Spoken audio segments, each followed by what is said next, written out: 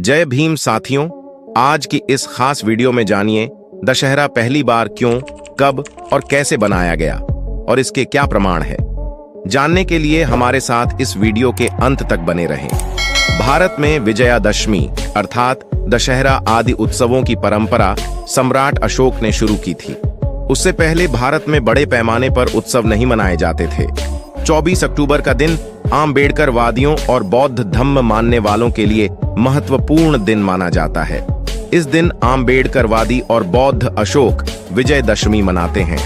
अशोक विजयदशमी वह दिन है जब सम्राट अशोक ने कलिंग युद्ध पर विजय प्राप्त करने के 10 दिन बाद हिंसा का मार्ग छोड़कर बौद्ध धम्म की दीक्षा प्राप्त की।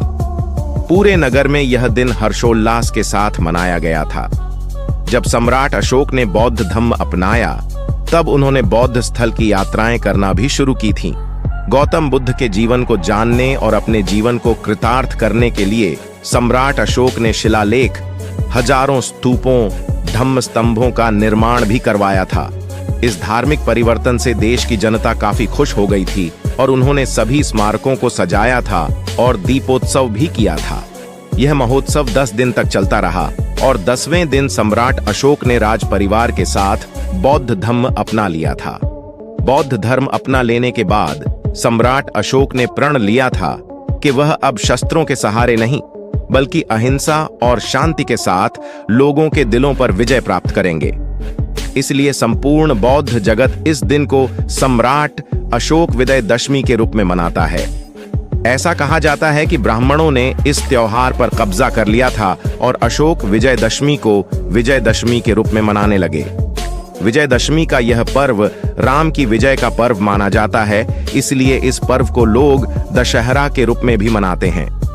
दशहरे से जुड़ा एक तथ्य यह भी है कि चंद्रगुप्त मौर्य से लेकर मौर्य साम्राज्य के अंतिम शासक से लेकर कुल 10 शासक थे और मौर्य साम्राज्य के अंतिम शासक जिनका नाम बृहद्रथ मौर्य था, जिनकी हत्या उनके सेनापति पुष्यमित्र शुंग ने कर दी थी। इसके बाद पुष्यमित्र शुंग ने शुंग वंश की स्थापना की। पुष्यमित्र शुंग ब्राह्मण से थे। जिस दिन शुंग वंश की स्थापना हुई उस दिन इस समाज के लोगों ने बड़ा उत्सव मनाया था।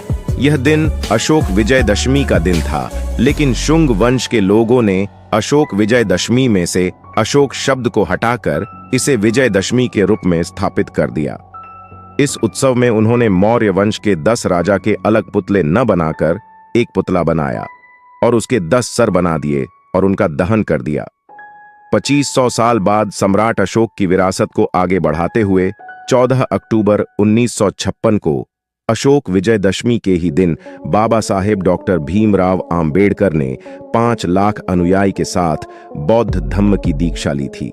इस दिन नागपुर की दीक्षा भूमि में बाबा साहेब आम्बेडकर ने अपने अनुयायी को 22 प्रतिज्ञाएं दिलाई। जो 22 प्रतिज्ञाएं हैं वो इस प्रकार हैं।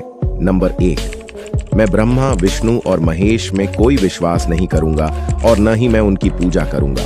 नंबर 2, मैं राम और कृष्ण जो भगवान के अवतार माने जाते हैं में कोई आस्था नहीं रखूंगा और न ही मैं उनकी पूजा करूंगा। नंबर 3, मैं गौरी, गणपति और हिंदुओं के अन्य देवी देवताओं में आस्था नहीं रखूंगा और न ही मैं उनकी पूजा करूंगा। नंबर 4, मैं भगवान के अवतार में विश्वास नहीं करता हूं। नंबर 5, मैं यह नहीं मानता और न कभी मानूंगा कि भगवान बुद्ध विष्णु के अवतार थे। मैं इसे पागलपन और झूठा प्रचार प्रसार मानता हूं। नंबर 6, मैं श्राद्ध में भाग नहीं लूंगा और न ही पिंड दान दूंगा। नंबर 7, मैं बुद्ध के सिद्धांतों और उपदेशों का उल्लंघन करने वाले तरीके से कार्य नहीं करूंगा। नंबर 8, मैं ब्राह्मणों द्वारा निष्पादित होने वाले किसी भी समारोह को स्वीकार नहीं करूंगा। नंबर 9, मैं मनुष्य की समानता में विश्वास करता हूं। नंबर 10, मैं समानता स्थापित करने का प्रयास करूंगा। नंबर 11, मैं बुद्ध के अष्टांगिक मार्ग का अनुसरण करूंगा। नंबर 12, मैं बुद्ध द्वारा निर्धारित परमितों का पालन करूंगा। नंबर 13, मैं सभी जीवित प्राणियों के प्रति दया और प्यार भरी दयालुता रखूंगा तथा उनकी रक्षा करूंगा। नंबर 14, मैं चोरी नहीं करूंगा। नंबर 15, मैं झूठ नहीं बोलूंगा। नंबर 16, मैं कामुक पापों को नहीं करूंगा। नंबर 17, मैं शराब, ड्रग्स जैसे मादक पदार्थों का सेवन नहीं करूंगा। नंबर 18, मैं महान अष्टांगिक मार्ग के पालन का प्रयास करूंगा।